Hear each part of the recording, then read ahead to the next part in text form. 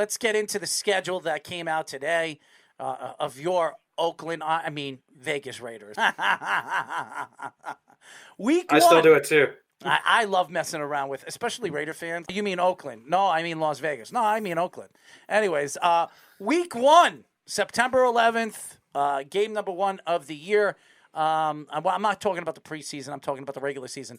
You have a tough challenge in game number 1 against the Los Angeles Chargers, who have just really upgraded their offseason, adding Jackson, adding Khalil Mack. This is going to be a fantastic defense, one of the best defenses we might see in a very, very long time. And offensively, with Justin Herbert and the weapons that they have, Eckert, and they're loaded.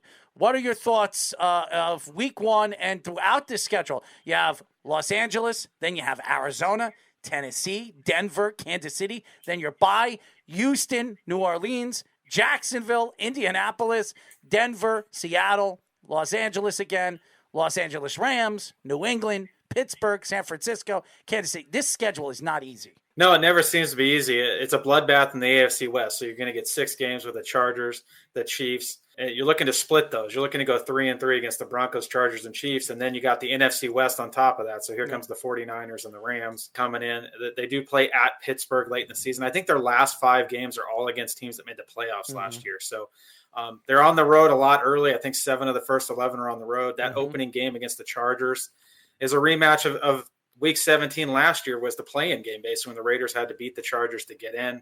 I expect another high-scoring game. The key to this is who are the 5 linemen? Who are the Raiders going to line up on the offensive line to block Bosa and Mack week 1? The good thing is the NFL was nice enough to give the Raiders, 2 home openers, because that game in LA against the Chargers is going to be 80% Raiders fans. It always is. But can they block those 2 edge guys? Where's Derwin James going to line up? And then obviously they have the corners outside. They have Asante Samuel there as well. So can they assimilate? How quickly do they understand Josh McDaniels' system? How quickly can they involve Devontae Adams? And then can that offensive line hold up? Because we don't know who 4 of the 5 starters on the offensive line are going to be. All those jobs are up for grabs. They got a lot of young players. So the key to that game is going to be the offensive line. And then they don't do them a lot of favors. Like you said, Arizona's a good team. Tennessee was the number 1 seed, the Broncos, the Chiefs, and then a bye. And then finally they get kind of a layup against the Texans, hopefully.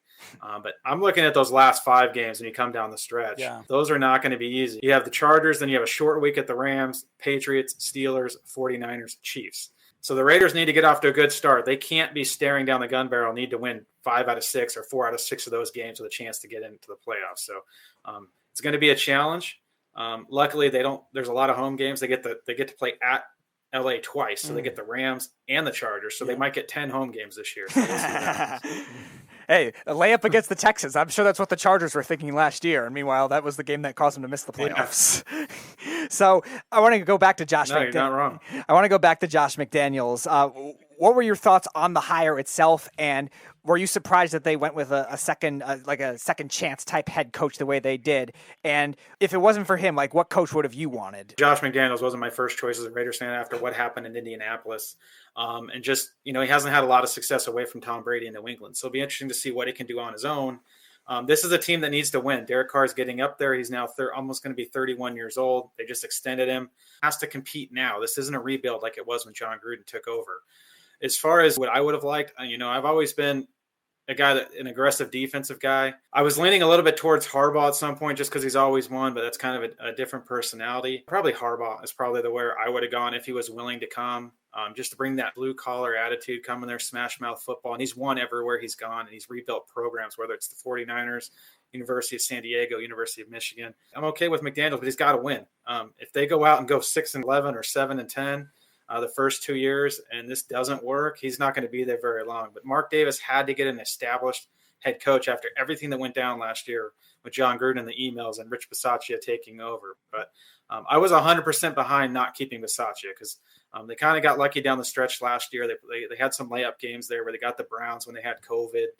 They got Drew Lock with Denver, and they had some winnable games that helped them get into the playoffs. But now there's no layups on this schedule as of May 12th. We'll see what happens in the preseason and when they line up during these 17 games. Obviously, your Las Vegas Raiders are in the hardest division now in football. You talk about the Broncos with the acquisition of Russell Wilson. Kansas City, they got better in the draft. They did lose Tyreek Hill, but I think they've gotten a lot better in the draft. They really landed on almost every single spot that they drafted. They added Kaloftis, they added McDuffie, right? Yep. McDuffie, and then Sky Moore. I mean, They added so many good, players to that roster that's very, very much loaded. And then you have like the Broncos. Then you have San Diego. I say San Diego. The L.A. Chargers with the acquisitions they made with Khalil Mack and Jackson and all the players they have. And then your team.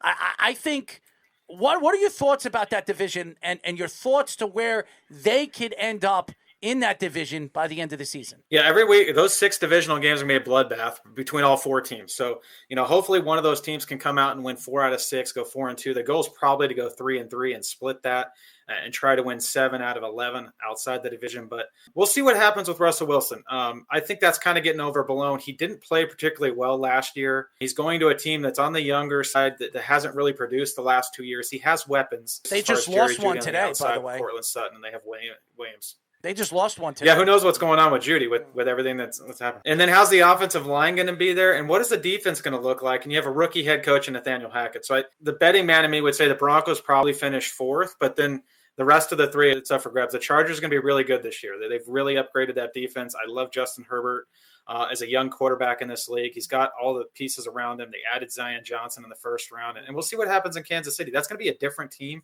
without Tyreek Hill. I think a lot of people are just looking past that, like, oh, they moved off from Tyreek Hill. But that's a different offense when he's not on the field. And Kelsey's getting up there.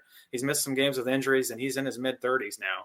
So there's a lot of pressure on Patrick Mahomes there, and he's the best quarterback in the league. So we'll see what happens. But it wouldn't surprise me to see the Chargers, Raiders, and Chiefs all fight for playoff spots this year. I'm not sold on the Broncos yet. Well, I'm not sold that Patrick Mahomes is the best quarterback in the league because there is a 2-time MVP in Green Bay that will argue that point right now as we speak.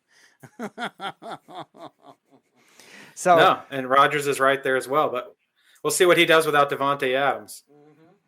So Derek Carr, your quarterback, got a huge contract extension this offseason. A lot of people were saying they overpaid for him, getting $40 million a year just about. So what were your thoughts to it, and what do you think will be the approach for the Raiders trying to win now with this kind of team? Well, when you break down the contract, I like how it's structured. It's basically a 1-year deal, and there's not a lot of guaranteed money in this contract. So they can move on after this year if Josh McDaniels in the front office doesn't like the way the team is headed.